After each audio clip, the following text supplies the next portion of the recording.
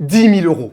C'est le montant que j'ai gagné en un jour. En un jour, même pas, en un live, en quelques heures. Il y a 3 ans, j'étais encore au chômage. Et là, les gars, je fais le débile avec ce bandeau rouge que je vais enlever. Fallait bien un hook, une accroche pour que vous restiez jusqu'à maintenant. Hein, pouce bleu d'ailleurs, juste pour le hook, hein, juste petit pouce bleu. Mais là, on va parler vrai, on va parler sérieux. Parce que, je répète, il y a 3 ans, même moi là, rien d'imaginer que j'étais au chômage, octobre 2020. Et là, j'ai fait presque 1 million de chiffre d'affaires avec un mois à plus de 50K, des mois à plus de 40 et on tourne à 30. Donc bref. Là, j'aurais jamais imaginé ça. Je vais tout vous raconter parce que vous me connaissez par les moves un peu dégènes crypto. Donc vous dites, mais oui, il fait n'importe quoi, il est nul en investissement crypto. Oui, j'ai pas le temps. Là, c'est une chaîne plaisir. C'est une chaîne, on va dire, pour m'amuser, pour m'éclater. Et vous dites, mais d'où provient son argent? Comment gagne-t-il sa vie? C'est peut-être la question que vous vous posez. Et ben, c'est ce qu'on va voir.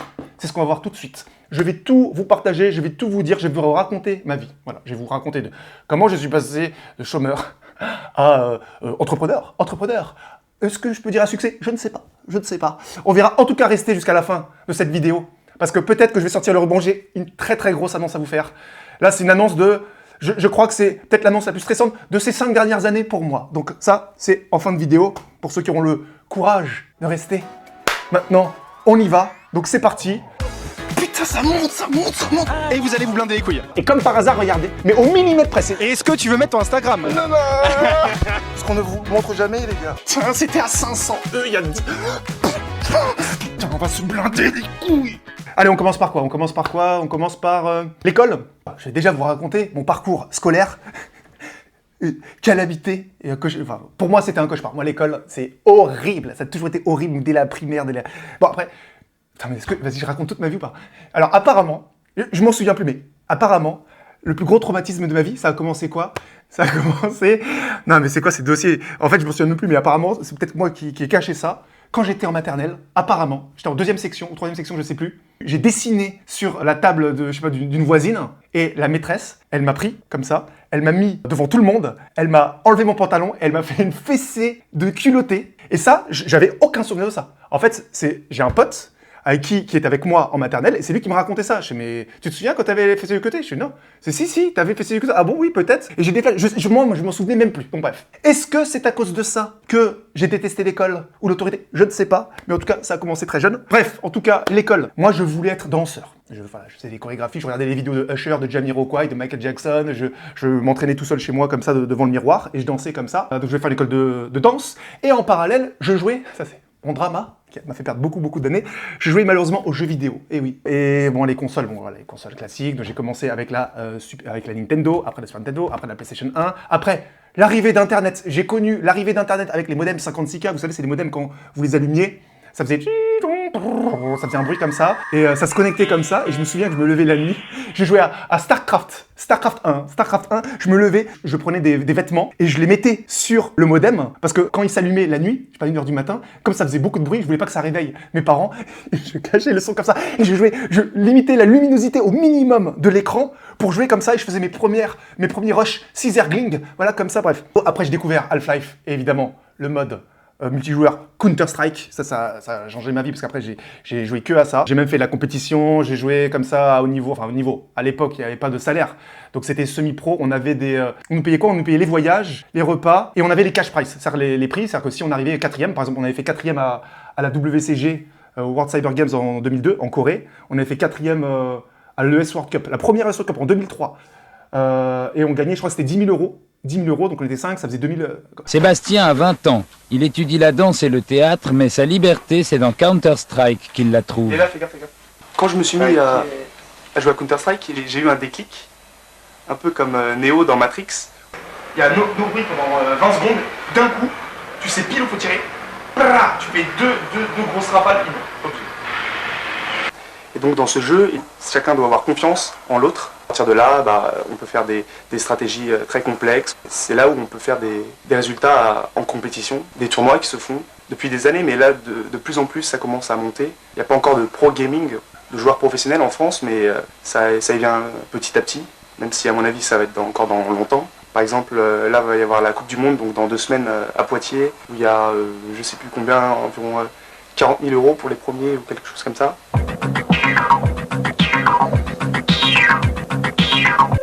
Si le jeu a donné à certains une rigueur, un sens de la compétition comparable à celui du sport, pour d'autres, le jeu est devenu une pratique proche d'une forme de toxicomanie dans laquelle on atteint très vite les extrêmes. Quand t'es jeune, quand t'as 20 ans et que tu joues comme ça, tes parents ils peuvent rien te dire en fait. Parce que tu pars comme ça à l'autre bout du monde, tu vas en Corée, on était allé à Dallas, on était à Las Vegas, on est un peu partout en Europe, on faisait des tournois comme ça, on gagnait de l'argent, bref. Et moi j'étais un peu dans mon monde comme ça, mais en parallèle, moi je voulais être danseur. Et en fait quand j'avais fait une école de chant dans ce théâtre, parce qu'il y avait de la danse, mais aussi théâtre, je me suis rendu compte que finalement en fait le théâtre c'était plus cool. Et surtout je me rendais compte qu'en fait j'étais trop raide pour être danseur. Bref. Donc là j'oublie ma carrière de danseur et je me dis tiens je vais être comédien. Et en attendant d'être comédien, je fais plein de petits boulots, donc des boulots, c'est même plus ce que j'ai fait. J'ai fait quoi? J'ai fait hôte d'accueil, commercial au téléphone, j'ai fait, attendez, j'ai fait quoi? Comment ça s'appelle? Valet de chambre, les gars. C'est comme femme de ménage, mais t'es un homme de ménage. On dit valet de chambre, mais c'est femme de ménage, homme de ménage. J'ai fait ça dans les hôtels, les gars. Je pliais les lits comme ça, je me souviens, on me formait pour, voilà comment tu dois plier le lit, tu changeais les poubelles, c'était crade et tout. Enfin bref, j'ai fait quoi d'autre comme taf? J'ai fait barman, j'ai fait serveur, bref, c'est horrible, hein. Travailler dans la restauration, c'est horrible. Ça, c'était en 2006, donc là, on accélère un petit peu. Là, j'avais quoi? J'avais 24 ans, 2006. Je me lance dans une nouvelle école, donc j'avais déjà fait une école de chant danse théâtre, et là je fais une école que de théâtre, cours Florent. En parallèle, comme ça coûtait cher, c'est moi qui me payais l'école. Je payais, je crois que c'était 332 € par mois, et en parallèle, je faisais hôte d'accueil, mais hôte d'accueil commercial dans un club de sport. On y reviendra plus tard. Et donc là, je fais mes 3 ans, ça se passe très bien. Pour ceux qui connaissent, il y a la classe libre, c'est un concours très difficile où ils prennent que 20 personnes, donc 10 hommes, 10 nanas, même si déjà les 3 quarts sont pistonnés, sur 1500 ou 2000 personnes qui se présentent. Donc le pourcentage de rentrée est très faible. Et j'en ai fait, quand j'étais en 3e année, j'en ai fait rentrer deux filles à qui je donnais la réplique, qui sont rentrées à la classe libre. Bref, donc je fais mes 3 ans, cours Florent, et à la fin des 3 ans, tu réalises qu'en fait, tu t'es formé, mais en fait, avoir un diplôme ou pas du cours Florent, ça change rien en fait. Parce que si quand t'es comédien, on s'en fout. Tu vas à un casting, le directeur de casting, il s'en fout, celui qui est derrière la caméra, et qui te dit vas-y, montre-moi, tiens, voilà un texte, vas-y, montre-moi ce que tu sais faire. Il s'en fout de voir ton CV. Il veut juste voir est-ce que t'es bon, est-ce que t'es pas bon, est-ce que t'es naturel, est-ce que t'as l'air stressé devant la caméra, j'en sais rien. Donc évidemment, moi, j'ai eu accès à 2-3 castings pétés parce que j'avais pas d'agent. Donc bref, j'ai un peu lâché l'affaire, j'ai pris la sécurité. Comme j'étais déjà en train de travailler dans un club de sport en tant que hôte d'accueil, j'ai vu qu'il y avait une formation pour devenir coach sportif. C'est un peu comme si j'avais vu la lumière, oh, j'en trouve la porte, il y a la lumière, hop, tiens, je vais voir. Et donc un an après, enfin dans l'année qui a suivi, c'est en 2010, je commence ma formation. Je fais ma formation pour devenir coach, donc c'est BPGEPS. Et premier coup dur, voilà, est-ce que je raconte toute ma vie? Vas-y, je raconte toute ma vie. Premier coup dur dans ma vie, premier gros coup dur. Enfin, que mes enfants regardent cette vidéo. Et là, je rencontre quelqu'un, au tout début de la formation, je rencontre quelqu'un de sexe féminin qui, 2 mois après, tombe enceinte. Donc là, en fait, toi, t'es chez tes parents, t'as 27 ans, t'es comme ça, tu vis ta vie, tu te dis « Ok, là, j'ai trouvé une formation, je vais être coach, ça va être trop bien. » Parce que je voyais les coachs. Moi, ça me faisait un peu rêver, parce que je voyais, ils s'amusaient, ils avaient un beau corps, ils étaient sportifs, ils avaient plein de nanas qui venaient à leur cours, je dis « Ah, ça va être trop bien et tout. » Et là, je cligne des yeux et je me retrouve papa. Là, je dis « Mais attends, je comprends pas, pilule, oui, non, quoi? Comment ça va pas marcher Mais ça fait 2 mois qu'on se connaît, donc peut-être que moi, je suis un peu trop jeune pour être papa. En même temps, là, on se connaît à peine... pas vraiment de sentiments, voilà, quoi que ce soit. Donc, et là, tu essaies de négocier, tu comprends qu'en fait, bah, tu peux rien faire, en fait. C'est pas toi qui décide. C'est la maman qui décide. Attention, hein, je suis actuellement très heureux d'être papa. Au final, j'ai été papa jeune, donc très bien. D'ailleurs, quasiment tout ce que je fais maintenant, c'est pour mes enfants. Je vais la thune que je dépense, c'est quasiment que pour mes enfants, les voyages et compagnie. Voilà, je les fais kiffer. Donc aujourd'hui, je suis très heureux d'avoir été un papa jeune. C'est une pression en moins dans ma vie, mais je vous garantis, sur le moment, je répète, vous êtes chez vous, enfin chez vos parents. C'est-à-dire que vous êtes de enfant chez vos parents, à 27 ans, en disant, votre vie n'a même pas commencé, vous n'avez même pas vécu une seule fois seul comme ça, vous n'avez pas eu vraiment un vrai travail comme ça, un vrai diplôme, et là, vous clignez des yeux et vous déménagez pour devenir papa. Passez de enfant chez papa-maman à papa avec un enfant. Et là, vous dites, attends, mais ça va trop vite. Et ça, c'était pendant la formation, donc là, je vous la fais en rigolant comme ça, mais pour moi, c'était vraiment très tendu, ça me mettait une énorme pression, parce que j'étais pas encore diplômé, j'étais en train de passer la formation, j'ai failli... Non mais si ça a duré trop longtemps, là, si je raconte ça. J'ai failli rater la formation en plus. Parce que justement, j'avais trop de pression, les gars, j'avais trop de pression. C'est-à-dire que là, j'étais en train de me dire, mais attends, là, je vais m'installer avec quelqu'un. J'avais jamais eu quelqu'un, donc j'allais m'installer avec quelqu'un qui était enceinte. Je me dis, mais c'est pas possible. Et là, bah, vas-y, je vous raconte. La formation, ça, c'était pour moi, rien que d'y penser, là, déjà, je vais commencer à stresser. C'était un des moments les plus stressants de ma vie, ça va vous faire rire, hein, mais bon, franchement, sur le moment, je vous dis, j'ai vraiment grave stressé. C'est qu'en fait, j'ai failli rater mon diplôme de coach, parce qu'en fait, à l'époque, on le salue. Cédric. Il y avait un nouveau formateur dans la formation qui était un ancien diplômé Acumez BE2. Donc c'est le niveau max, je crois que ça n'existe même plus, c'est tellement un concours difficile, je crois que ça n'existe plus. Acumez, il était BE2. Et en fait, il est arrivé comme ça. Il a vu les examens physiques de fin d'année. Vous savez, c'est un peu comme pour les pompiers, il faut savoir faire des tractions, des trucs, sinon tu valides pas. Et là, il a regardé pour les coachs sportifs, il a dit, mais c'est pété, c'est quoi ça? C'est n'importe quel débutant, il fait ça. Je vais augmenter les barèmes de difficulté. Il a augmenté les barèmes, mais à un niveau, il y en a tellement qui ont raté, c'était tellement dur, je sais plus. Fallait soulever une partie de son corps, fallait choisir entre force et forme, bref. Et moi, j'avais voulu faire le malin, et j'avais choisi force, donc fallait soulever en 10 squats lourds, je sais plus ton poids de corps, et je crois que c'était 1,1 ou 1,2 fois ton poids de corps en développé couché. Donc c'est-à-dire que si tu faisais 70 kg, fallait soulever 77,5 kg, en gros, 10 fois. Mais en touchant vraiment la poitrine, et tu dois tendre complètement les coudes. Si tu tends pas complètement, il te dit non compté, et t'en refais une. Voilà. Donc faut vraiment bien les exécuter. Et moi j'avais fait le malin, comme un débile. Je voulais peser moins de X kilos, j'avais calculé que pour le poids, fallait que je pèse, je sais plus, 72,5 kg. J'ai trop séché. Enfin, j'ai séché trop vite, et en fait, j'ai fait le bon poids, sauf que comme j'ai mangé beaucoup moins de glucides les derniers jours, en fait j'étais un peu en hypoglycémie, c'est-à-dire qu'il y a moins d'énergie, moins de glucides, de sucre dans mon sang. Les boxeurs ils font ça, sauf qu'après ils ont 24 heures pour se réhydrater, remanger, etc. Sauf qu'en fait la pesée des épreuves, c'était le matin même. Ça veut dire qu'en fait, tu te faisais peser, je sais pas, 8h du matin, et en fait, tu passais à 8h20 ou 8h30. Et c'était par ordre de je sais plus quoi, et moi, je suis passé parmi les premiers. Donc, en gros, j'ai à peine eu le temps de m'échauffer, et en fait, le temps de boire, etc. Moi, en fait, j'avais pas calculé, j'avais pas anticipé ça, mais j'avais 0 glucides. Donc, j'arrive comme ça. Et donc là, c'est les épreuves de force. La barre développé couché, en entraînement, je la passais facile, avant de faire ma petite sèche. Et là, je passe ma barre, je crois que c'était 82,5 kg. C'était 82,5 kg ou 85 kg. Bref, c'était plus de 80 kg, je sais plus combien, et je devais en faire 10. Et là, normalement, je faisais même 12-13 tranquille. Et là, je sors la barre, je fais ça. La première, non, attends, je la refais. Je sors la barre, je fais ça. Là, déjà, je comprends que c'est mort.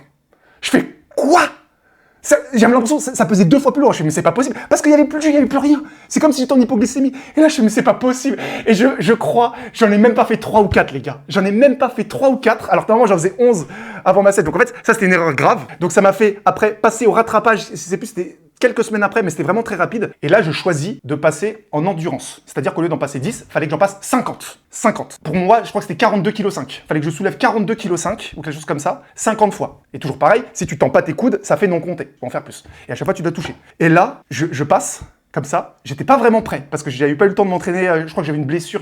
En plus, je me suis fait opérer de l'épaule pendant l'année parce que j'ai eu un problème. Ouais, c'est ça. Il y a eu un truc comme ça. J'ai eu un accident de moto. Je me suis fait opérer, arthroscopie. Il y a des trucs. J'ai perdu beaucoup de temps dans l'année. Je crois que c'est ça aussi ça. C'est pour ça aussi que j'étais pas très prêt pour les épreuves. Bref. Et là, je fais l'épreuve. Je passe en développé couché. Alors juste avant, j'avais validé le squat. Pour moi, les squats, il y a aucun souci. Je faisais 160 kg en force comme ça, facile, en squat libre, pas de souci. Par contre, pec, voilà, épaule, bras, ça c'est vraiment mon point faible. Et là, je sors la truc. Et là, je vous dis là vraiment, c'est le moment quasiment où jusqu'à maintenant, un des moments les plus stressants de ma vie. Si ce n'est le moment le plus stressant.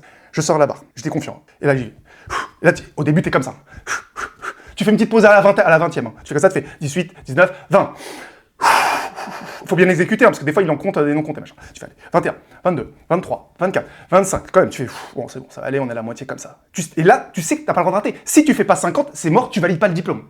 Et il y en avait tellement qui rataient que ça mettait la pression aux autres. Parce qu'il y en avait qui avaient fait l'erreur, ils avaient raté l'année précédente. L'année dernière, je me souviens, il y en a un, il s'appelait Vincent. Il avait raté l'année précédente, et quand il est revenu, cette année-là, il croyait que ça allait être les mêmes barèmes que l'année précédente. Alors qu'il avait raté. Sauf que là, les barèmes, je vous l'ai dit, le prof, le formateur en chef, il avait augmenté les barèmes en disant ouais c'était trop nul, l'année dernière je mets plus fort. Et donc là il est arrivé, il s'était préparé en fonction des barèmes de l'année précédente, et là il arrive et quand on lui dit ouais t'as vu les poids c'est chaud quand même, il fait oui bah c'est ça, il fait non maintenant c'est plus 0,5% de ton poids de corps, c'est 0,7% de ton poids de corps, genre ou je sais pas quoi en 50 séries de je sais pas quoi, comment ça, et il a appris sur le moment que ça avait changé et il a raté, mais genre tout le monde ratait comme ça en fait, et donc ça mettait la pression, et là c'est à toi de passer, et là il y a la pression de te dire là, j'allais de papa, en fait. Parce que c'est ça, tu te dis, si tu rates ton diplôme. Donc déjà, c'est la honte. C'est la honte, tu rates ton diplôme. Tu te dis, tu remplis même pas ton rôle de père. C'est-à-dire que t'arrives, t'es censé assurer pour ton enfant.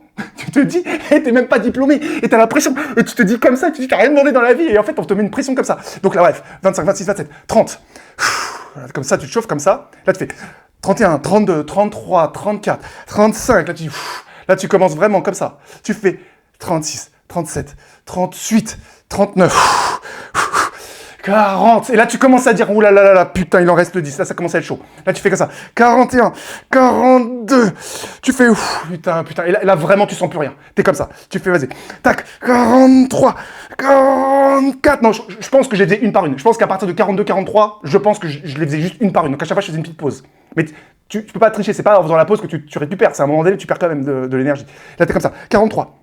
Quand tu fais ça, ça fait 44. Et là, tu sens que déjà, t'as eu du mal. C'est que limite, il y a un coude qui se tend avant l'autre tellement t'as plus de jus. Et tu te dis, il en reste 6. Tu dis, c'est impossible que ça. Tu dis, non, tu fais que ça fait. Et là, tu commences à paniquer. C'est-à-dire que tu sens là, derrière ta nuque, tu sens ça picote de partout, mais pas parce que c'est dur, parce que ton cerveau réalise que c'est mort, c'est dead. Tu te dis, c'est pas possible. Et là, tu vois ta vie comme ça, tu te dis, ta vie ratée. C'est comme ça, tu deviens papa, t'as pas d'argent, t'as pas de diplôme, t'as rien du tout, tu te dis, ta vie est foutue, c'est la honte. Et là, tu fais comme ça, tu fais tout le monde raté comme ça à côté, tu fais comme ça, tu passes, je sais pas, à la 45e comme ça, tu dis, il en reste 5, tu fais comme ça, tu fais comme ça, 46. Et t'es comme ça, et je me souviens, j'étais comme ça, je me suis juste à... 47. Et là, tu fais, putain. Tu te dis, il en reste 3, tu dis, c'est pas possible comme ça. Tu fais... 48, tu fais putain, tu sais que c'est possible, mais c'est archi chaud, tu dis il en reste 2, t'es comme ça, tu fais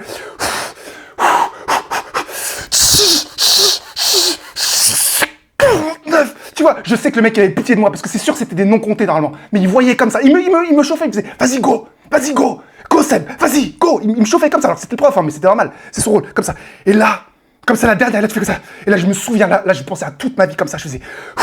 Là, je faisais comme ça. J'avais envie de pleurer, j'avais envie de tout arracher. Je faisais... Dans ma tête, j'étais genre comme les guerriers qui vont se tuer comme ça, kamikaze, tout ce que vous voulez, comme ça. Là, j'aurais dû sortir le ruban rouge. Je fais comme ça. Je fais, là, comme ça, la dernière, je fais...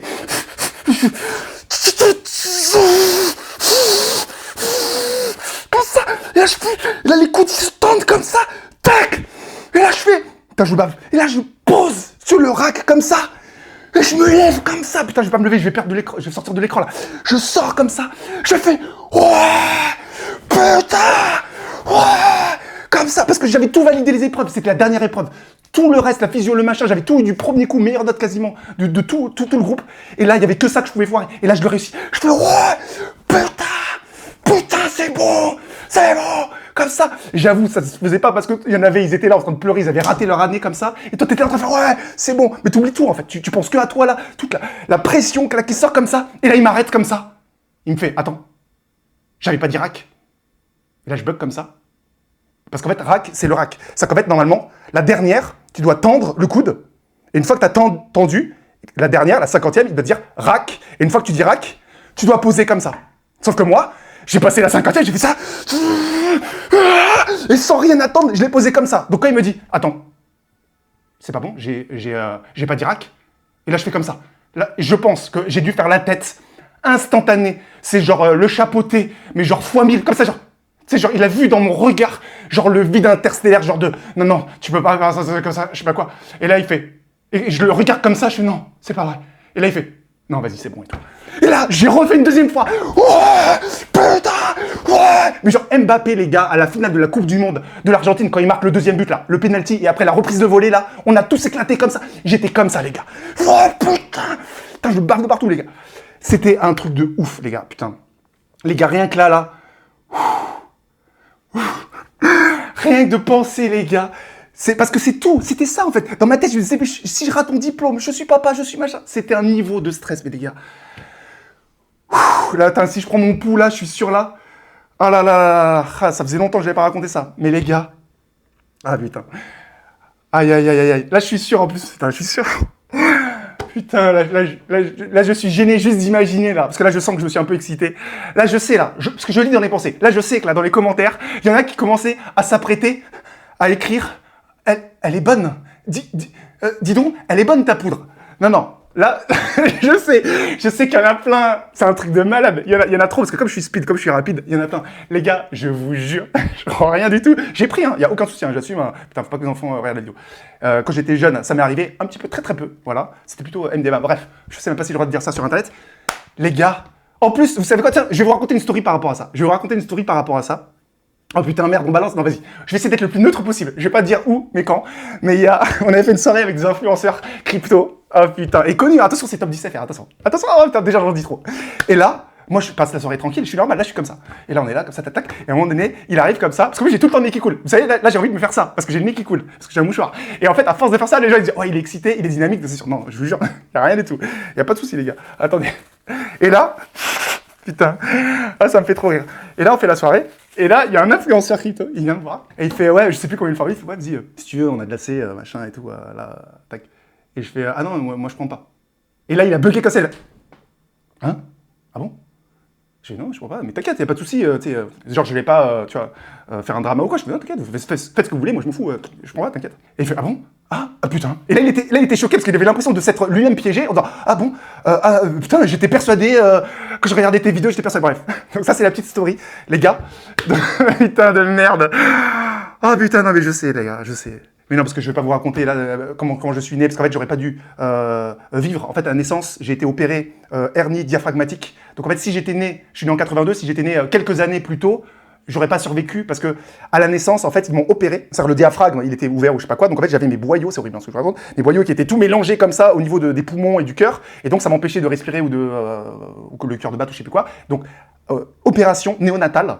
Je suis sorti du ventre de ma mère, on m'a tout de suite mis comme ça, table d'opération, enfin hélicoptère, je sais pas quoi, dans le seul hôpital néonatal qui faisait ce type d'opération en Ile-de-France. On m'a opéré, donc sur un petit bébé comme ça, tac direct. Et donc, mes premières semaines de vie, j'étais shooté avec je sais pas quel produit comme ça, qui n'était pas au contact des humains. Donc je pense que ça a dû aussi forger ma personnalité. Donc vous imaginez, c'est-à-dire que je suis né et la première sensation que j'ai eue avec la vraie vie, c'est on m'a shooté avec des produits de machin comme ça, des antidouleurs et compagnie. Donc, est-ce que c'est ça qui a fait que je suis comme je suis maintenant, un peu comme Obélix est tombé dans la malédiction, je ne sais pas, mais en tout cas, bref. Petite parenthèse refermée. Donc là, j'ai mon diplôme, les gars. J'ai mon diplôme, je réussis. Là, je vous la fais brève, mais après, ça s'est très bien passé, puisque comme j'ai eu mon diplôme du premier coup, ce que j'ai fait, je me suis dit, je vais pas attendre d'être diplômé. Donc ce que j'ai fait mon CV. J'ai regardé dans les meilleurs clubs de Paris quelles étaient les activités qu'ils proposaient, genre pilates, pump, machin. Et je me suis formé à ça, où j'ai dit, je suis en train de faire cette formation-là. Et quand je suis venu déposer les CV, donc je me suis mis beau gosse, machin, chemise et compagnie, UV et tac, et j'arrive et j'ai déposé des CV en disant, voilà, je ne suis pas encore, le diplôme je ne l'ai pas officiellement, mais j'ai tout validé. On était quoi, sur 60, on était peut-être que 5 ou 6 à avoir tout validé du premier coup. Donc moi, ça m'a fait anticiper et déposer les CV avant les autres. Donc j'ai eu la chance d'être pris parmi les meilleurs clubs de Paris, c'était à l'époque en tout cas. Il y avait le Ken Club, c'est à côté de la maison de la radio. Je crois que c'est le droit d'entrée, c'est 5 000 € et après c'est 3 000 € par an, ou l'inverse. Donc c'était des trucs un peu huppés. Et aussi le Clé. Le Clé, ça c'était très bien pour les coachs, c'était très très très bien payé. Quand tu faisais des coachings, tu étais payé 50 € l'heure de coaching. C'est-à-dire que même si le client payait 60, toi tu gagnais 50. Ce qui est énorme. Et la chance que j'ai eue, ça c'était pour le coup la chance, c'est que juste avant, genre quelques semaines avant que je dépose des CV, il y avait des coachs qui se sont embrouillés avec les responsables parce qu'il y avait un statut auto-entrepreneur, ils voulaient être pris en CDI, je sais pas quoi, bref, ils se sont fait virer et ils avaient les meilleurs clients, mais les meilleurs clients du Clé, c'est-à-dire des clients qui avaient 2, 3 ou 4 séances hebdomadaires. C'est-à-dire que chaque semaine, le client, il avait 4 séances avec son coach, donc à 50 €. Donc en fait, si tu récupérais ce client-là, tu gagnais 200 € par semaine, donc 800 € par mois, un seul client. Et en fait, ils avaient plein de clients comme ça, et comme ils voulaient pas créer de jalousie avec les autres coachs, et que moi j'étais le dernier arrivé, quand ils se sont fait virer, et qu'il fallait dispatcher leurs meilleurs clients, et j'en ai récupéré pas mal. Ils ont dit, ah tiens, il y a le petit nouveau, Sébastien, tiens, fais une séance de test avec lui, si tu l'aimes bien, tu le gardes. Et j'ai eu plusieurs clients comme ça, que j'ai gardés après pendant des années, et je me souviens, donc j'étais diplômé en juillet, et le mois de septembre, j'avais déjà fait un mois à plus de 3 000 €. Plus de 3 000 € en étant coach sportif comme ça, alors que je venais d'être diplômé. C'était un truc de malade, bref. Donc là, ma vie, en gros, je suis coach sportif, je suis papa, tout se passe bien. Franchement, j'ai appris vraiment plein de trucs, parce que justement, quand t'es coach sportif, tu côtoies des gens qui sont blindés. Et en fait, t'apprends plein de choses. C'est-à-dire que là, c'était pour moi une autre vie. C'est-à-dire que quand tu parles avec eux de séries, de télé, de machin, ils font quoi, Tu vois, ils regardent pas la télé, ils regardent pas les séries, ils sont courants dans les yeux, ils se font jamais à manger. Ils commandent, ils vont tout le temps au resto, ils sont tout le temps invités, il y a tout le temps des vernissages, des machins, des trucs, ou alors quand ils ont des amis à dîner à la maison, enfin des clients que j'avais en tout cas, c'est genre ils invitaient une femme de ménage qui était aussi cuisinière ou l'inverse, qui faisait les deux en tout cas, pour tout faire. Organiser le truc, le machin, nettoyer, la vaisselle. Et c'était que comme ça. Et je disais, mais en fait, wow. Et tout le temps, ils partaient comme ça. Le vendredi, ils prenaient leur après-midi, ils partaient à l'avion, ils avaient une maison en Corse, ils avaient une maison machin. C'est que des trucs comme ça, je fais.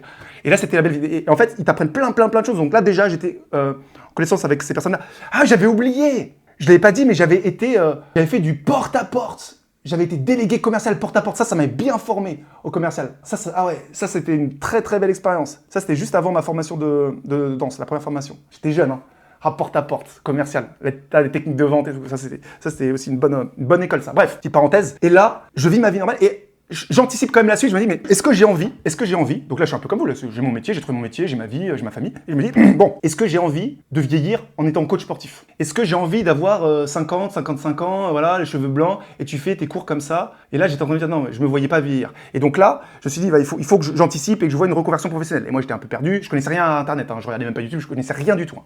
Et là, je me dis, qu'est-ce que je peux faire? Je me souviens que j'étais allé voir Pôle emploi. J'étais allé voir Pôle emploi, parce que je me souviens qu'à un moment donné, j'avais perdu beaucoup d'argent, parce que le problème à avoir avec le fait d'avoir de très bons clients, je me souviens, j'avais 2 très bons clients, un que je voyais 4 fois par semaine, qui est parti DG L'Oréal, machin, qui est parti à Tokyo pour faire responsable Asie L'Oréal.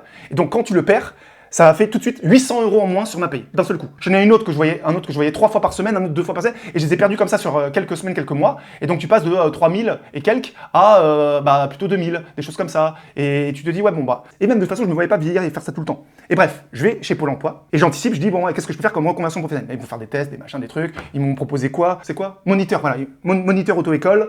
Il y avait aussi commercial, parce que j'avais pas mal de bagages commercial. Et là, à ce moment-là, j'ai eu la chance, ça aussi, c'est une chance. C'est un de mes meilleurs amis qui avait créé une startup qui m'avait recruté parce qu'il avait besoin de coach sportif pour faire sales, pour faire commercial. Parce qu'en fait, comme c'était dans la santé, les kinés ou les docteurs ou les médecins, ils n'ont pas le droit de vendre un produit. Par contre, les coachs sportifs, ils peuvent. Donc moi, je peux faire la promotion d'un produit et je pouvais démarcher, en l'occurrence, c'était des pharmacies. Donc j'ouvrais des groupements de pharmacies. Voilà. Il y avait aussi, j'allais chez Decathlon, j'étais allé dans le siège de Decathlon, chez Boulanger, donc ça c'est à Lille. J'étais allé chez Iron, voilà, franchement, je faisais plein de voyages. Franchement, c'était génial. Je me souviens qu'en plus, j'avais une belle augmentation. La première année, il m'avait fait une augmentation de 400 € net, parce que j'avais négocié de malade une augmentation. Et j'étais monté à donc 2600 net. Pour moi, c'était très bien en fait, parce que je gagnais 2600 net en travaillant. Je sais plus, c'était de 9h à 18h, j'avais mes week-ends, alors que quand j'étais coach sportif, en fait, tu avais des coachings à 7h du matin, tu avais des coachings le soir. Et en fait, je pouvais pas, c'est cruel ce que je veux dire, mais moi, je pouvais pas me séparer en fait, parce que j'attendais que ça de me séparer. Et en fait, je pouvais pas me séparer parce que je me disais, si je me sépare, je pourrais pas faire garde alternée avec mes enfants. Donc en fait, j'ai attendu d'avoir ces horaires stables pour pouvoir faire une garde alternée. Parce que tu peux pas faire une garde alternée si tu pars à 7h du matin et tu dois demander donc à la nounou, bah venez, mais il faut venir à 6h30 du matin pour garder l'enfant, sinon tu vois pas ton enfant. Et là, nouveau gros coup dur dans ma vie, ma mère tombe malade. Donc ma mère tombe malade, en gros, pour la faire brève, en gros, elle vit sa vie comme ça, normale, elle était instite, professeur des écoles, donc elle est, je sais pas, en primaire, et là, dans la cour, elle reçoit un ballon comme ça en mousse dans le visage, comme ça, dans l'œil, comme ça. Donc elle se dit, j'ai pris ça dans le visage, et en fait après elle a un peu mal à l'œil. Elle a un peu mal à l'œil comme ça, et comme ça passe pas, elle va voir après un ophtalmo pour dire, ouais, j'ai un truc à l'œil, j'ai un peu mal, je me suis pris un ballon dans l'œil, est-ce qu'il n'y a pas eu une coupure ou quoi? Et l'ophtalmo, il le sculpte, et là il voit, en faisant le fond de l'œil, ah, il y a un truc. Et là tu dis, ah, ok. Bon bah faut vérifier machin, après tu fais des tests supplémentaires et là on voit qu'il y a un truc ultra rare, en plus c'est un truc t'as pas de chance, c'est un truc ultra rare, c'est génétique, je sais pas quoi, il y a que ceux qui ont les yeux bleus qui peuvent voir ça, bref, parce que ma mère a les yeux bleus. Et là en gros, elle va faire les tests et là on lui dit ah ouais il y a tumeur, je sais pas quoi, un truc de l'œil, je sais plus, voilà. D'un côté tu te dis ah la chance, c'est presque la providence de se dire que parce qu'un enfant lui a envoyé le ballon, grâce à ça fait que elle a été dépistée tôt. Donc tu te dis putain, mais en fait, heureusement qu'il y a eu ça, parce que comme ça, on va traiter le truc. Donc voilà. Donc justement, grâce à ce ballon, l'œil, c'était traité trop. Donc déjà, elle a dû avoir des traitements horribles ou quoi, ou de faire des opérations, des trucs métalliques comme ça, des trucs neutrons, je sais pas quoi, des trucs. Je pense, enfin moi qui ai jamais mis de lentilles, vous savez, le fait de toucher son œil, rien que d'imaginer ça, donc j'imagine même pas une opération comme ça. Bon, ouais, déjà, elle a dû en baver juste sur ça, comme ça. Et après, on lui a dit, et ça je savais pas que c'est pas, il y a une sorte de lien. Donc tous les Asiatiques là qui font vous savez, les liens entre le pied, le machin, tiens, c'est les nerfs, machin, je sais pas quoi. Bah c'est vrai, parce qu'en fait, les médecins ils ont dit, attention, comme vous avez un truc à l'œil, il y a X pourcentage de chances que comme c'est relié au foie, qu'il y ait eu des trucs de la tumeur qui aillent au foie. Donc après, tu es surveillé tous les X temps, je sais pas, tous les mois, tous les 2 mois, pour faire des tests, pour voir s'il n'y a pas un truc qui commence au foie. Parce que cancer, le foie, si le truc il est lié au foie, le foie, t'es dead. Pancréas, foie ou truc cancer du sang, je sais pas quoi, c'est les cancers, c'est terminé. C'est-à-dire que là, quand t'as ça, c'est dead. Hein. C'est taux de mortalité, je sais pas, 98%, je sais pas quoi. Donc ça met une pression. Donc déjà, tu vis comme ça, t'as une épée comme ça au-dessus de toi et tu fais des tests tout le temps. Et là, on continue de vivre nos vies, et là, d'un seul coup, tac, annonce, ah, les tests sont pas bons, bim, première tumeur. Bon, je la fais bref, comme ça. Donc déjà là, tu réalises, tu dis, non, c'est pas possible. Et ben, tu sais que là, c'est cancer du foie, tu sais, c'est comment dire, on le sait en fait. C'est-à-dire qu'on le sait, tout le monde sait que c'est dead, et que ça va très très vite. Et là, tu fais, non, ça, ma soeur, au Canada, je crois que t'as pas compris, là, faut que tu viennes à Paris comme ça, parce que là, je crois que t'as pas compris, ça va aller vite. Elle fait, mais qu'est-ce que tu racontes? Viens, voilà. Et donc déjà là, j'ai commencé à me dire, attends, là, la vie est injuste. C'était sa dernière année, c'est ça qui est horrible. C'était sa dernière année. Elle devait prendre sa retraite en fin janvier ou février, quelque chose comme ça, 2018. Et là, quelques mois avant, elle tombe comme ça malade. Et là, toi tu penses à ça, tu dis, putain, mais en fait, la vie, elle est injuste. Parce que là, j'étais en train de de faire le parallèle avec ma vie et me dire, ok, elle a eu sa vie, en tout cas sa vie professionnelle qu'elle détestait, parce qu'elle était, elle détestait, enfin, c'est pas le même métier d'être dans un village comme ça, avec des enfants, les mêmes enfants que tu suis de, je sais pas, du CP au CM2, c'est pas le même métier que d'être prof dans une ZEP, comme ça, Paris, ou région parisienne, machin, où là, c'est compliqué, tu vois. Et elle était tout le temps stressée, elle détestait son job, donc bref, elle était pressée d'être à la retraite pour partir en voyage avec mon père, etc. Et commencer à profiter de la vie, mais comme plein de personnes qui veulent profiter de la vie à la retraite, et au final, ils n'arrivent pas à la retraite. Et là, on voit des histoires comme ça, et là, ça arrive comme ça à ta mère. Et là, tu te dis, attends, mais la vie, en fait, elle blague même pas, en fait. Elle te punit, c'est horrible. Et là, comme ça, j'étais comme ça. Bah forcément, après, le truc, ça s'est empiré. Là, on arrive en décembre, c'est fin décembre. Donc là, c'est le truc Noël où tu sais, c'est horrible. Je sais même plus les dates, là, je peux même pas vous dire les dates, mais en gros, c'est les Noëls horribles où tu sais que, voilà. Et là, on reçoit un appel où le médecin, je sais pas, il a fait des tests et il a dit, bon, en gros, c'est la dernière ligne droite. C'est, bon, là, il faut que demain, vous allez être pris dans le soin palliatif, je sais pas quoi. En gros, voilà, sous texte, bon là, il restait quelques jours, machin, ça va aller vite. Donc là, on a, mon père, enfin, il m'explique, j'avais pas les enfants, je récupère quand même les enfants, et je lui dis,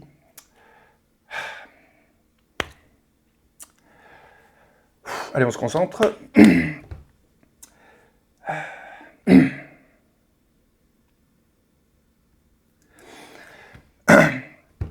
Donc là, c'est le moment vraiment, ça c'est un des moments aussi les plus difficiles de ma vie. Je la refais. Donc là, c'était un moment vraiment difficile parce que j'ai pris mes enfants. Donc, je prends mes enfants et là, c'était un des trucs les plus durs de ma vie, de leur dire que c'était la dernière fois. Putain. Ah, je suis désolé, hein, j'essaye là, mais c'est dur. De toute façon, j'ai commencé à raconter la story, il faut que je la finisse. Donc bref, je dis à mes enfants, là c'est la dernière... Putain, mais... Je leur dis... Donc là, on est dans le RER. Là, c'est un peu en urgence. On est dans le RER. Je vais y arriver. On est dans le RER, et là, je dois leur annoncer qu'en fait, c'est la dernière fois qu'ils vont voir leur grand-mère, Abuela, comme elle l'appelait. Parce qu'il n'y avait pas moyen qu'après, je les ramène sur les soins palliatifs à l'hôpital, et que le dernier souvenir de leur machin, c'était lit de mort, machin, où en fait, t'es comme un squelette, en fait, parce qu'après, tu perds 20 kilos, tu ressembles plus à rien, c'est horrible, c'est horrible. C'est un zombie, c'est les gens qui meurent comme ça d'un cancer, c'est horrible, c'est horrible. Et moi, je me disais, ça va être la dernière image qu'ils auront, c'est eux qu'en famille, voilà, chez mes parents. Et là, on y va, et je suis dans le RER, et j'ai dû annoncer à mes enfants, vous savez que Abuela, elle est très très très malade.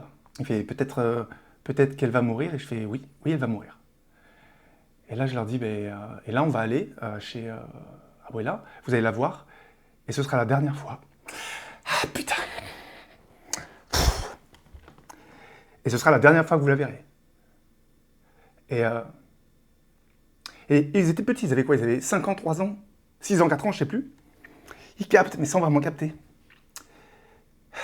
Putain. Donc, je leur dis ça. Donc là, il me dit, mais on arrive.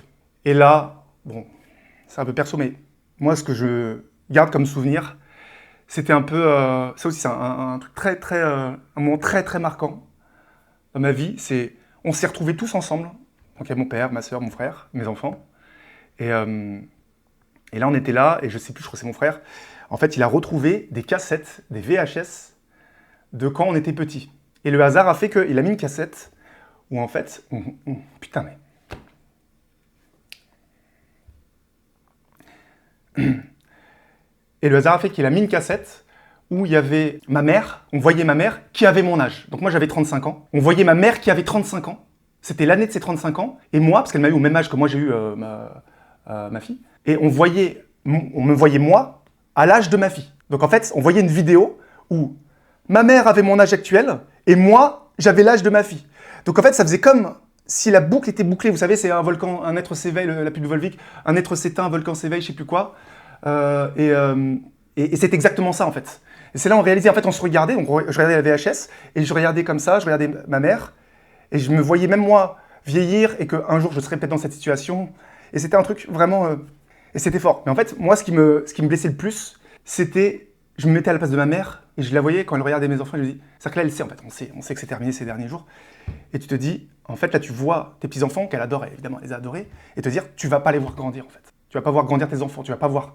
Et fois, je pense que c'est dur. C'est dur, même pareil, là ma soeur qui est devenue maman, bah, au final, bah, là, ma mère, elle l'a jamais vu devenir maman. Donc ouais, toutes ces choses-là comme ça, et je l'anticipais en fait. Je me disais, mais en fait, là, elle va pas nous voir vivre.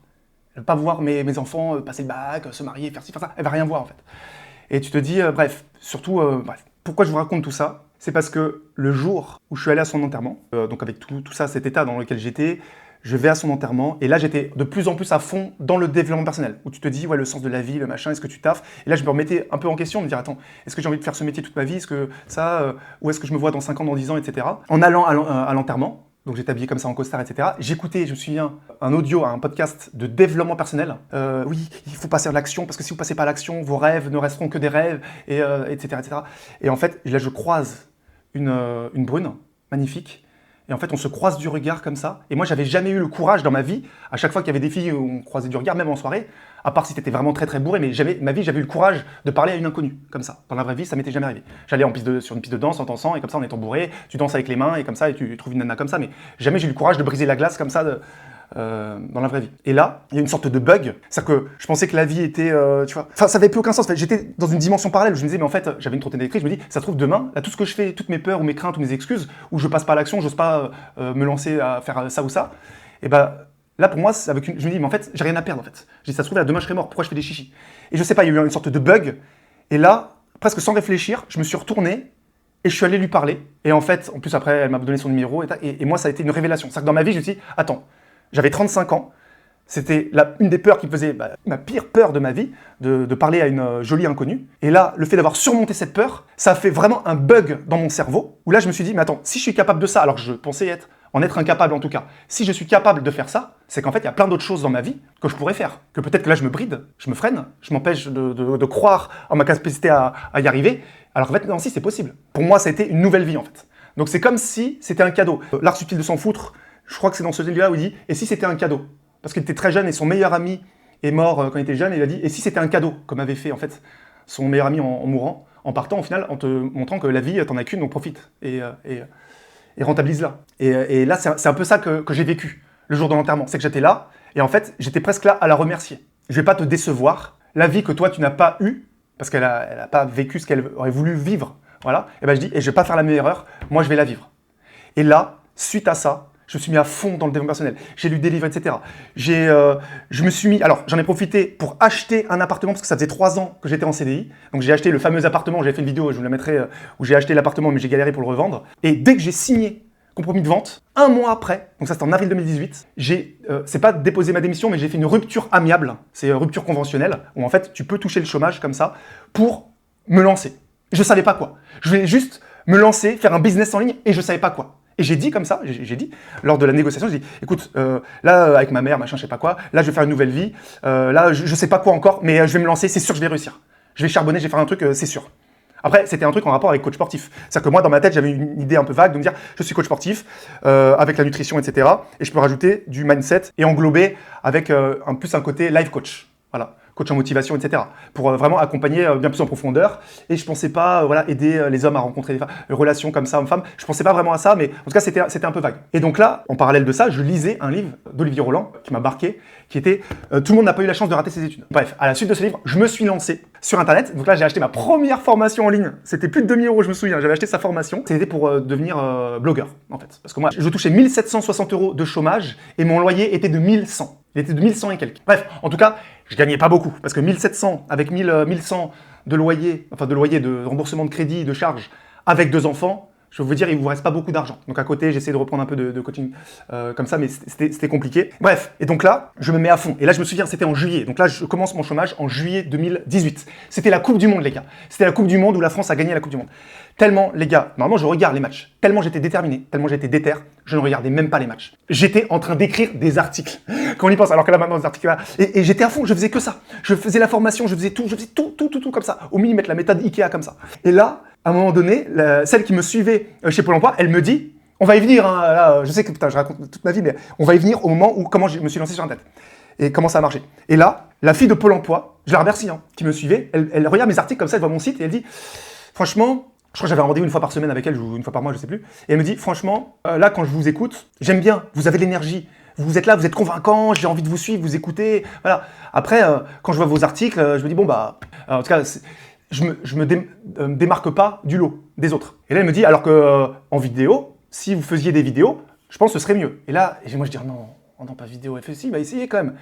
Et là, putain, et je voulais vraiment pas faire de vidéo. Et donc, j'ai commencé, plutôt que d'écrire des articles écrits, j'ai commencé à poster des vidéos à la place. Et c'est là où j'ai appris à faire du montage, j'ai appris à faire plein de choses, à faire un script pour la vidéo, parler devant la caméra, les machins, le son, les trucs, les lumières. Et c'est là où en fait j'ai commencé à mettre le nez dedans. Donc ça c'était en 2018. Et je me souviens que le site, comme j'hébergeais les vidéos sur le site, j'avais que 20 gigas de disponibles et très vite les 20 gigas étaient pris. Donc après je devais héberger sur internet et j'ai vu qu'on pouvait héberger sur YouTube. Et donc j'ai commencé à héberger mes vidéos sur YouTube. Je sais plus si c'est en non répertorié ou quoi. Et là après je me souviens et je me dis, bon bah finalement, vu que maintenant c'est que des vidéos, autant rester sur YouTube. Et donc finalement, c'est devenu des vidéos, donc une chaîne YouTube de développement personnel, où là je parlais de sport, muscu, nutrition, mindset. Je parlais pas encore de séduction, pas du tout, parce que pour moi c'était comme ça, c'était un délire à part. Et donc là, je me souviens que quand j'étais sur YouTube, je postais et j'avais 20 vues, 25 vues, 30 vues.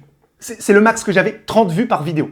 Donc je répète, j'avais une chaîne YouTube, les gars, je faisais 30 vues par vidéo, et les 30 vues, c'est parce que je postais sur Facebook, et donc c'était des membres de ma famille, mes amis, qui cliquaient gentiment, qui postaient un commentaire, parce que j'en ai, si vous voulez poster un commentaire, machin, je sais pas, qu'on mettait un pouce bleu.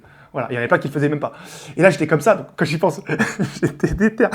Et là, je continuais comme ça, je faisais mes vidéos, et donc ça prenait pas. Moi, je paniquais pas pour autant, mais je faisais toujours mes chaînes comme ça.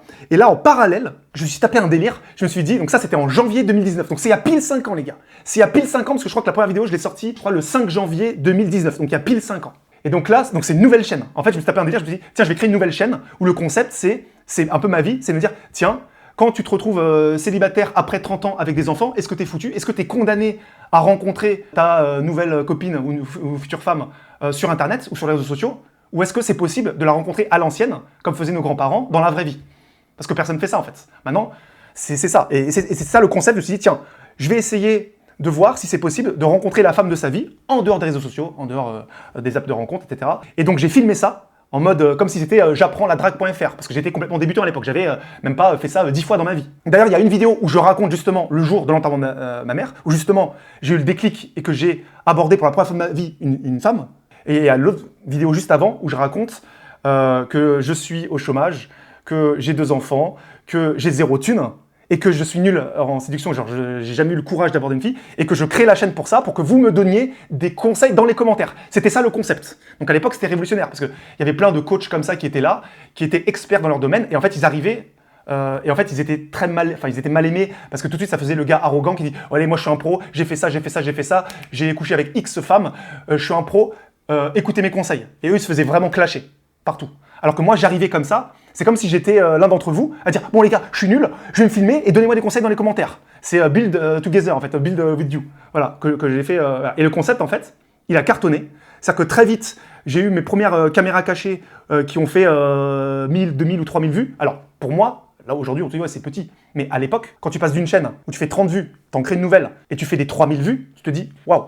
Et pendant 1 ou 2 mois, j'ai continué à faire les 2 chaînes en parallèle. Et quand j'ai vu qu'il y en a une qui décollait pas, qui faisait toujours 30 vues, et c'était un truc conseil physique, coach sportif, nutrition et compagnie, qui était très bien, hein. C'est juste que ça faisait 0 vues. Et l'autre, ça faisait des milliers de vues. À un moment donné, je sais bon bah je me concentre que sur ça. Et là j'ai fait ça et j'ai eu la chance, ça a cartonné. Ça c'est un autre moment où ça. Il y a eu en fait une vidéo, j'ai mis 5 mois pour avoir, je crois, 800 abonnés. Donc la chaîne s'appelle Road to Condor.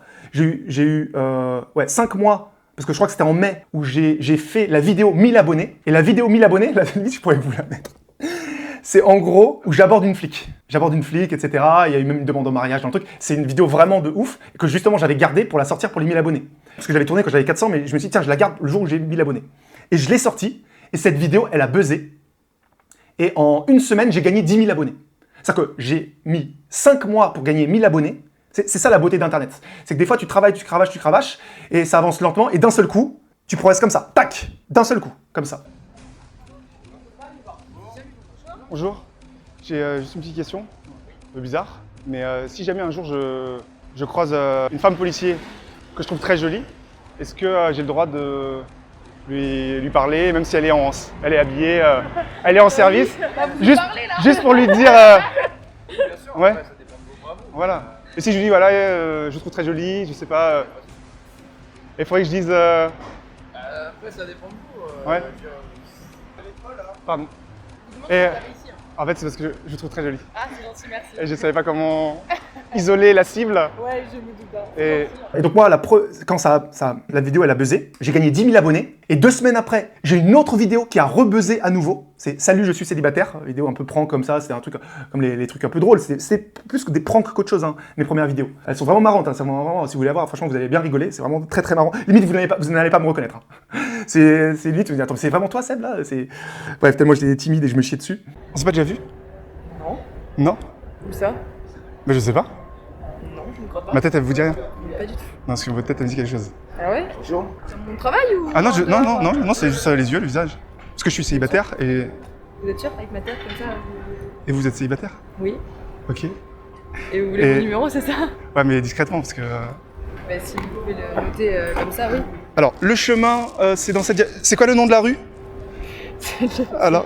Et en gros, il y a cette deuxième vidéo, elle a à nouveau buzzé. Et j'ai regagné 10 ou 12 000 abonnés. Bref, ce qui a fait que, en l'espace de 1 mois, genre en mai, j'avais 800 abonnés. En juin, j'avais 25 000 abonnés. 25 000 abonnés. Et là, après, c'est bon. Parce qu'en plus, j'avais 25 000 abonnés, mais mes vidéos faisaient beaucoup de vues. Donc, je faisais des 40 000 vues, 60 000 vues, etc.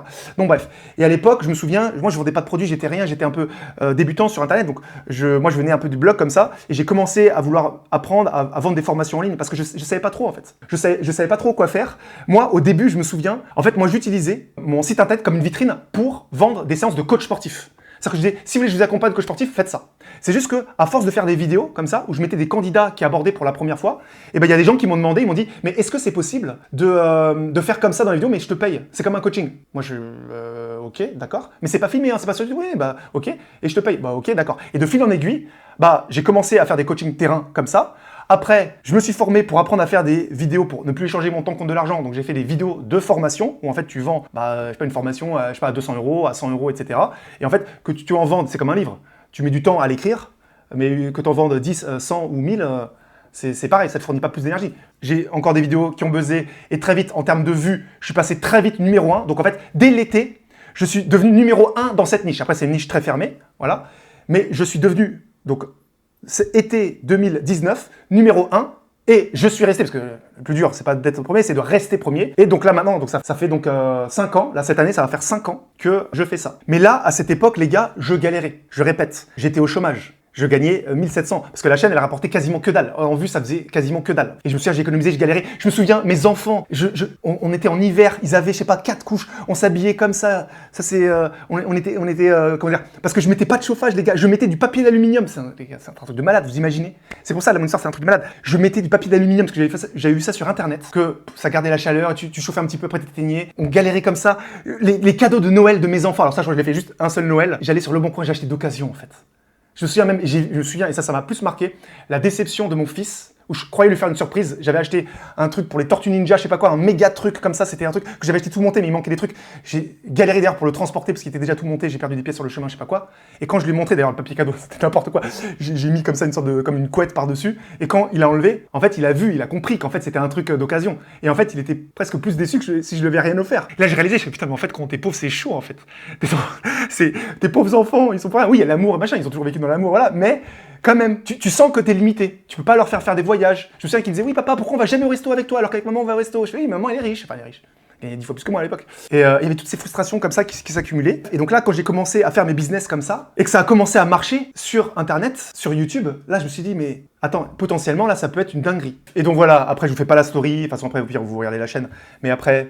On va dire success story, où j'ai cartonné, j'ai accompagné des milliers d'hommes, j'ai fait des centaines de coachings sur le terrain, j'avais même à un moment donné, j'ai même créé un club. Alors déjà, j'ai découvert le closing, j'ai eu un mentor qui m'a formé comme ça en one-to-one sur des prestations haut de gamme que je vendais par téléphone, que je closais par téléphone, donc du high ticket. Après, j'ai même fait un club à petit prix où je faisais un abonnement mensuel à 19 € par mois. J'ai eu comme ça... Il y a trop de trucs, enfin, j'ai eu jusqu'à 900 membres comme ça. J'ai tout fait, j'ai fait quoi d'autre? Non, séminaire, j'ai pas encore fait, séminaire. J'ai fait comme ça des rencontres, mais je les faisais pas payer, donc je peux pas compter. J'ai fait des rencontres comme ça, mais c'était pas payant. Voilà, mais en fait j'aurais pu même monétiser ça.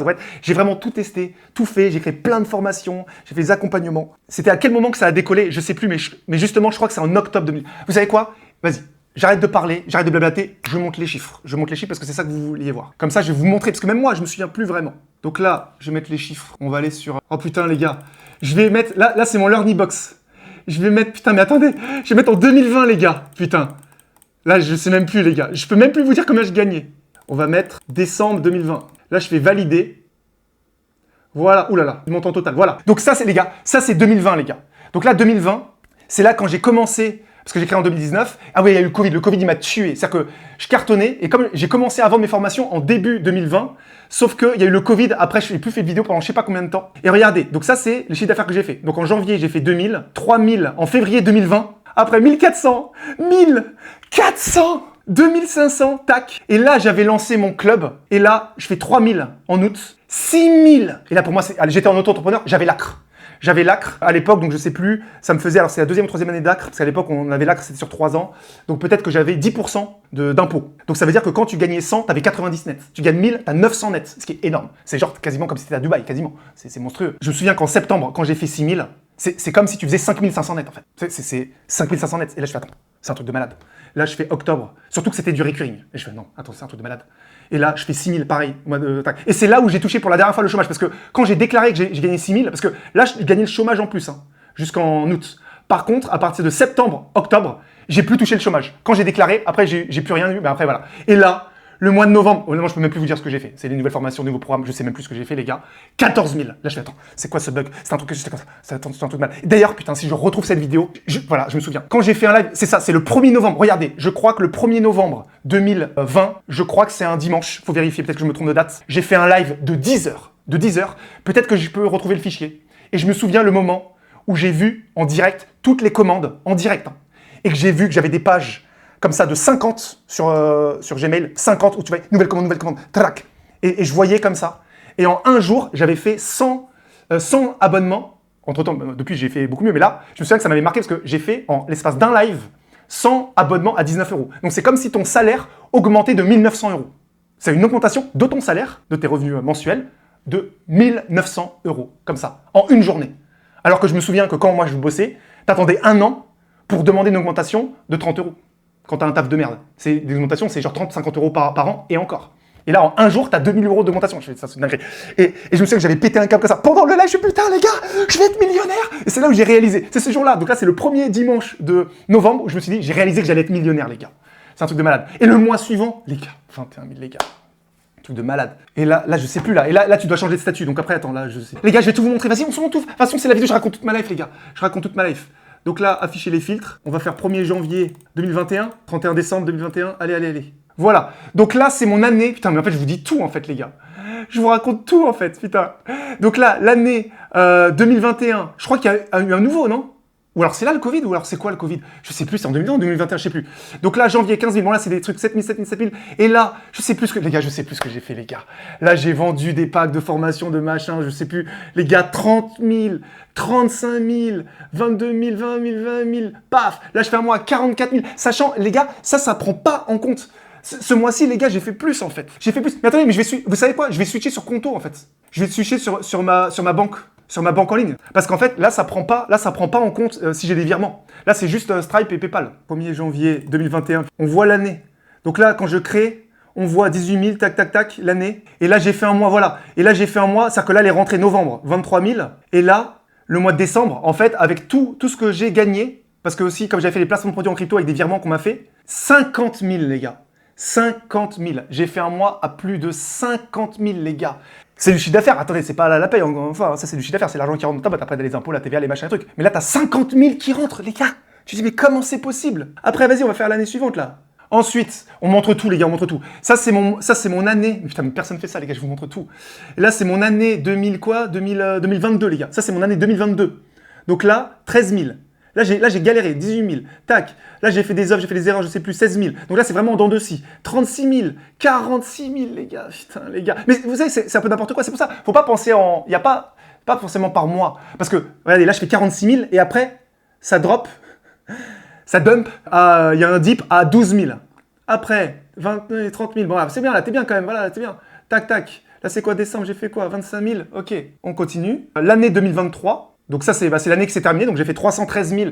Les gars, je vous dis tout, je m'en bats les couilles. Hein. De toute façon, c'est public, hein, c'est comme ça, hein, vous voyez, les trucs des sociétés. Donc, voilà, j'ai fait regarder dans deux scies. Et c'est là où je vais en venir, les gars. Parce que j'ai changé mon offre. J'en avais marre, les gars. J'en avais marre d'avoir un problème. Vraiment, je vous dis. Hein. J'en avais marre d'avoir un problème où des fois tu gagnais, tu faisais des offres, machin. Bref, là j'ai fait quoi? Un mois à 36 000. Là, je fais un petit mois à 16 000, à 10 000, à 16 000. Et là, à partir de juin, les gars, j'ai fait une nouvelle offre. High ticket, accompagnement complètement différent. J'ai arrêté de faire les petits produits de merde là, qui cassent les couilles et compagnie. Je vous garantis là, à courir après toujours des nouveautés de petits produits. Ça, c'est erreur classique que j'ai faite pendant plusieurs années, les gars. Et là, je me suis concentré que accompagnement haut de gamme. Et regardez, juin, 37 000. Alors, je n'ai pas forcément fait des mois à 50 000, attention. Hein. Je dis pas que je gagne beaucoup plus, mais c'est beaucoup plus stable. Regardez, 29 000, 31 000, 29. C'est quasiment que du 30 000. Voilà. C'est 10 fois plus stable. C'est 10 fois plus stable. Mais tout ça, les gars, c'est parce que j'ai continué à me former. Je sais que tout le monde dit ça, mais c'est ça en fait. C'est-à-dire que j'ai eu des gens en one-to-one qui m'ont accompagné, donc des coachs, des mentors, que j'ai payés. J'ai payé des formations. Bon, déjà, il y avait la formation à 2 000 € de Olivier Roland. J'avais pris aussi une formation à plus de 5 000 €. Plus de 5 000 €, où j'ai appris aussi plein de choses. J'ai pris aussi plein d'autres formations, des petites formations, même si c'est des petites, mais c'est des 200, des 400, des 600 €. Et à droite à gauche, plus les gens qui m'ont accompagné, ou des fois c'était des milliers d'euros sur plusieurs mois. Attention, c'est des accompagnements aussi sur plusieurs mois. Honnêtement, je pense qu'au minimum, j'ai dépensé 15 ou 20 000 €. Minimum pour me former. Minimum. Mais au final, c'est 100 fois rentable, les gars. Même plus. Franchement, j'ai payé plus. Parce que rien que l'année 2023, là, la dernière année, j'ai payé plus de 15 000 € de formation. D'accompagnement et de formation. Rien que là. Même là, il y a quelques semaines, j'ai repayé une formation à 2 000 €. Une formation juste vidéo comme ça à 2 000 €, pour vous dire. Donc là, franchement, j'ai pas fait gagner, mais ça trouve, il y a de fortes chances, c'est plus de 30 000 € que j'ai payé de formation en tout. Mais c'est comme ça, les gars. Vous rencontrerez personne. Jamais vous verrez un millionnaire sur Internet vous dire « Non, moi je me suis formé tout seul, j'ai jamais dépensé 1 € pour prendre le conseil d'un tel ou un tel. » Voilà. Même ceux qui te disent « Oui, je me suis formé avec les livres. » Oui, il s'est formé avec les livres, mais aussi, il a pris des accompagnements. C'est obligé. T'es obligé. Donc oui, des fois, ça fait mal au cul. Tu dis « Putain, mais je paye. » Mais en fait, derrière, tu sais que c'est 100 fois rentable, en fait. C'est 100 fois rentable. T'apprends à gagner de l'argent, c'est la meilleure compétence, en fait. Donc, bref. Donc c'est ça aussi. C'est ça aussi qui a fait que mon chiffre d'affaires, il a augmenté avec les années. Quand je vous ai mis en miniature 10 000 € par jour, vous avez bien compris que c'est pas 10 000 € par jour sur 30 jours glissants. Mais bon, il faut bien un titre un peu putaclic. Vous m'excuserez, mais j'ai bien fait des journées à plus de 10 000 €. Je me souviens que le meilleur live que j'ai fait, je crois que j'ai fait un live où j'avais gagné 13 000 €. Je sais plus lequel c'était. Donc c'était un live en décembre. Et là, donc il y a 2 semaines là, regardez, j'ai fait une journée à 10 000 €. Voilà. Et ça, cette journée, en fait, c'est un live, en fait. J'ai fait un live et tu fais un live, tu gagnes 10 000 €. Mais même là, pour moi, même moi, c'est toujours pas normal, en fait, quand j'y pense.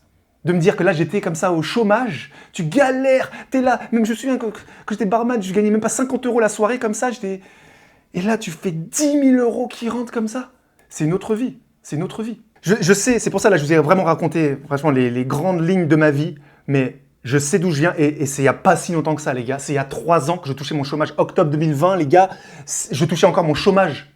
Octobre 2020. Et là, entre-temps, je me souviens, donc là, il y a encore 2 ans avant que je déménage là à Paris, je vivais dans c'est pas un taudis, mais je pourrais presque dire que c'est un taudis. C'était rez-de-chaussée sur rue à Montreuil avec des barreaux, comme ça, c'était glauque, au pas possible.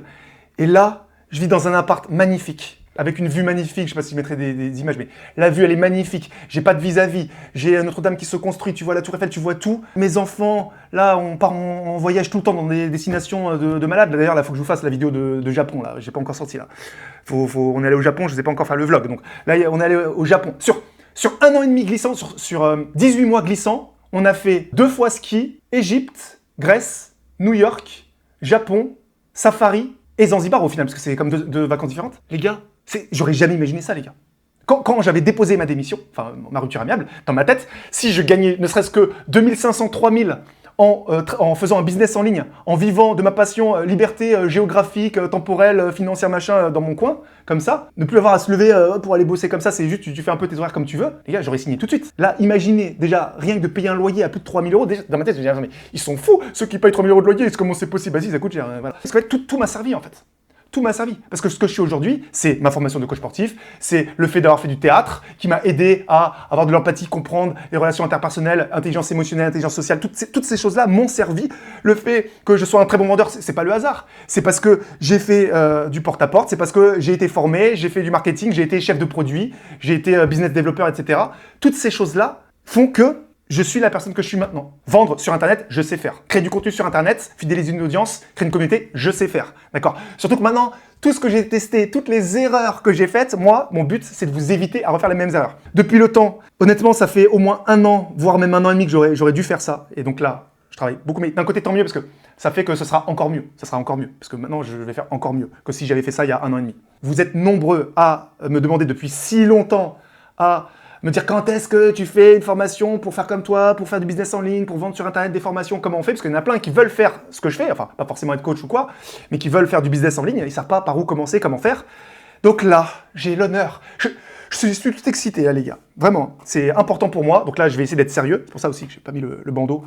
Mais de vous annoncer que j'ai créé enfin un accompagnement ultra personnalisé où je vais vous aider à développer votre business en ligne, c'est-à-dire générer de l'argent sur Internet. C'est ce que je sais faire. C'est au final la meilleure chose que je peux vous conseiller. Parce qu'au final, là, ça fait 2 ans que vous me connaissez, peut-être certains me connaissent sur scène. Maintenant, vu qu'avec tout ce que je viens de vous raconter, vous réalisez, ah bah en fait, ça fait 5 ans que tu fais ça. Et si on additionne, parce que je ne vous ai pas parlé, mais entre-temps, il y a eu du TikTok, il y a eu de Instagram et compagnie, j'ai fait plus de 100 millions de vues sur tous mes réseaux confondus. Là, je vous ai montré, l'argent, c'est du réel, il n'y a pas de mytho, les gars. Là, quand je fais des voyages avec mes enfants, il ne peut pas avoir de mensonges. Et je sais que sur Internet, il y en a tellement qui mentent. Là, je dis, il n'y a pas de... Voilà, là, c'était transparence. Franchement, je vous ai quasiment tout dit. Donc voilà. Donc moi, mon but maintenant, c'est ma nouvelle mission.